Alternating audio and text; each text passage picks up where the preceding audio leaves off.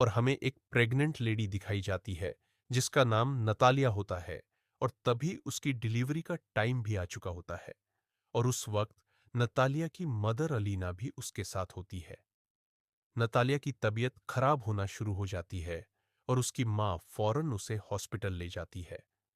लेकिन रात काफी हो चुकी होती है, इसलिए हॉस्पिटल में ज्यादा डॉक्टर अवेलेबल नहीं होती है। लेकिन वहां पर एक नर्स होती है जो उसकी डिलीवरी कर देती है और नतालिया का बच्चा पैदा हो जाता है। लेकिन सब उस बच्चा को देखकर काफी हैरानो परेशान हो जाते हैं, क्योंकि उन लोगों को उस पर यकीन नहीं आ रहा था जो वो देख रहे थे।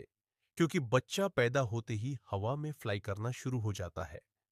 नतालिया भी ये देखकर काफी हैरान हो जाती है और वो अपनी मदर को कहती है कि हमारे यहाँ एक एंजल बच्चे की पैदाइश हुई है।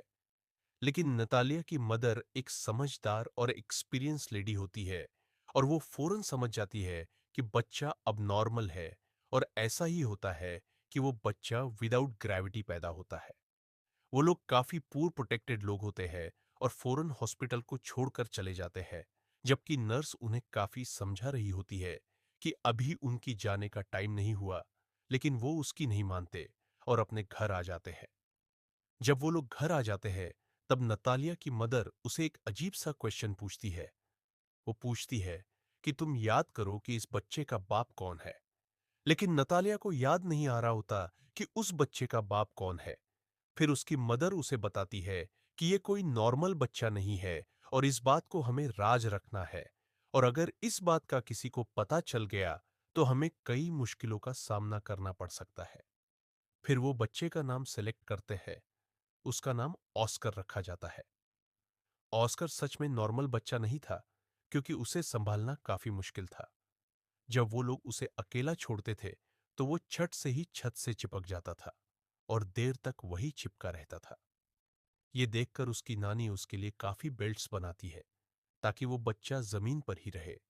और छत को भी वो काफी सॉफ्ट और लाइट वेट बना देते हैं ताकि बच्चे को चोट न लगे।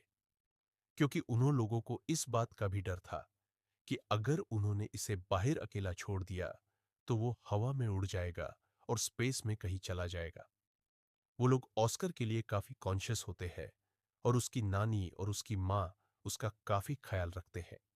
वक्त के साथ साथ ऑस्कर बड़ा होना शुरू हो जाता है, लेकिन वो घर पर ही रहता है क्योंकि उसकी नानी उसे बाहर जाने नहीं देती। घर रहकर वो ज्यादातर टीवी पर सुपरमैन के कार्टून्स देखा करता था और खुद भी इमेजिन करता था कि वो भी एक सुपर हीरो है। कई बार ऑस्कर अपनी मदर नतालिया से यह पूछता है कि वो लोग उसे बाहर जाने क्यों नहीं देती, लेकिन वो उसकी बात को इग्नोर कर देती। ऑस्कर खिड़की से बाहर कई बार लोगों को देखता रहता था और अपने जैसे बच्चों को भी जो स्कूल जा रहे होते हैं। हसरत भरी निगाहों से वो खेलते हुए बच्चों को देखता था और आजाद जिंदगी को बहुत मिस करता था। वो सोचता था कि शायद हमेशा के लिए यहां कैद में ही रहेगा। फिर एक दिन ऑस्कर घर की इतनी कैद से तंग आकर खिड़की से बाहर जाने की कोशिश करता है, लेकिन उसकी नानी उसको देख लेती है और वो काफी गुस्से में आ जाती है। ये इंसिडेंट देखने के बाद उसकी नानी सारी विंडोज को सील कर देती है और ऑस्कर को समझाती है कि वो कभी भी इस घर से बाहर नहीं जाएगा, ना उन बच्चों की तरह जो स्कूल जाते हैं, और वो घर पर ही रहकर पढ़े। ये सुनकर ऑस्कर की मदर काफी गुस्से में आ जाती है और कहती है कि कब तक हम इसको इस कैद खाने में रखेंगी, एक ना एक दिन इसने बाहर जाना है। फिर ऑस्कर की मदर उसके लिए एक जैकेट लेकर आती है जिसकी पॉकेट्स में वो दो पत्थर रखती है ताकि वो उड़ न सके। वो अपनी मदर की बात नहीं सुनती और ऑस्कर को बाहर ले जाती है। साथ में वो ऑस्कर को ये भी बताती है कि वो सुपरमैन की तरह अपना राज किसी को नहीं बताएगा, वरना वो भी कभी सुपरमैन नहीं बन सकेगा। एक दिन ऑस्कर अपनी मदर के साथ कुछ सामान खरीदने चला जाता है और वहां पर एक बच्ची से टकरा जाता है। उस बच्ची का नाम अगाता होता है। अगाथा का सारा सामान उसके हाथ से नीचे गिर जाता है और वह ऑस्कर पर काफी चिल्लाती है और ऑस्कर को दो पानी की बॉटल्स दे देती है कि अब तुम्हारी पनिशमेंट यह है कि तुम इसे मेरे साथ मेरे घर लेकर जाओगे। लेकिन ऑस्कर इसके लिए इनकार कर देता है, लेकिन अगाथा उसे बहुत इंसिस्ट करती है। तब ऑस्कर इसके लिए राजी हो जाता है और अपनी मदर को बिना बताए वह उस बच्ची के साथ चला जाता है। अब ऑस्कर के हाथ में दो भारी बॉटल्स होती है और उसकी पॉकेट में पत्थर भी होते हैं। इसकी वजह से वह काफी हेवी महसूस कर रहा होता है। वो अपनी पॉकेट से दोनों पत्थरों को निकालकर फेंक देता है। अब अगाथा के साथ उसकी दोस्ती हो जाती है। अगाथा अपने घर पहुंचती है और ऑस्कर से पानी की बॉटल्स मांगती है, लेकिन ऑस्कर पानी की बॉटल्स देने से इनकार कर देता है, क्योंकि उसे पता होता है कि अगर उसने ये पानी की बॉटल्स उसे दे दी तो वो हवा में उड़ जाएगा। अगाथा नासमझ होती है और वह ऑस्कर से बॉटल्स छीन लेती है। जैसे ही वह ऑस्कर से बॉटल्स लेती है, वो हवा में उड़ जाता है। वो जगह चारों तरफ से काफी बंद होती है, इसलिए ऑस्कर ज्यादा ऊंचा नहीं उड़ता।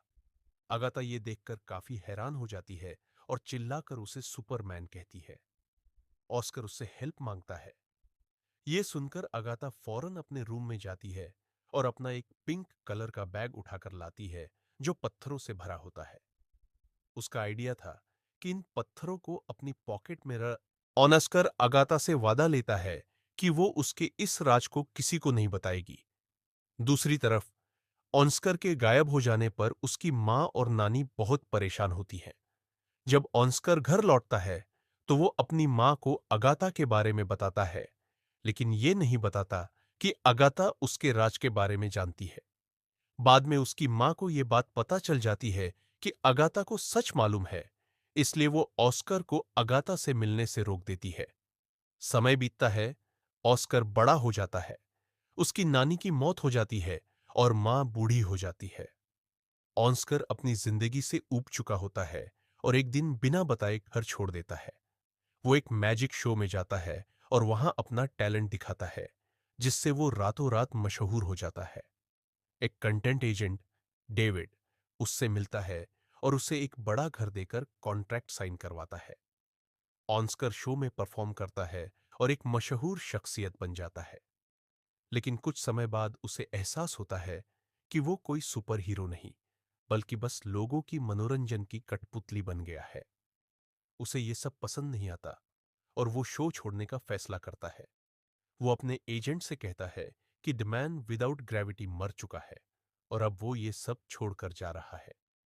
ऑस्कर अपनी मां को अलविदा कहकर चला जाता है और अगले दिन खबर आती है कि द मैन विदाउट ग्रेविटी की मौत हो गई है। ऑस्कर अपना नाम बदलकर एक होटल में काम करने लगता है और दाढ़ी रख लेता है ताकि कोई उसे पहचान न सके। कई साल बाद ऑस्कर की मां की भी मौत हो जाती है। एक दिन अगाथा की मुलाकात ऑस्कर से होती है, जो उसे उसके पिंक बैग से पहचान लेती है। दोनों एक दूसरे को देखकर खुश होते हैं, लेकिन अगाथा अब पहले जैसी नहीं रही। वो पैसों के लिए कई मर्दों के साथ होटल आती है। ये देखकर ऑस्कर को दुख होता है, लेकिन वो अगाथा से अब भी प्यार करता है। आखिरकार दोनों एक दूसरे को समझते हैं और शादी कर लेते हैं।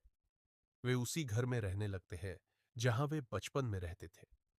फिल्म यही खत्म होती है।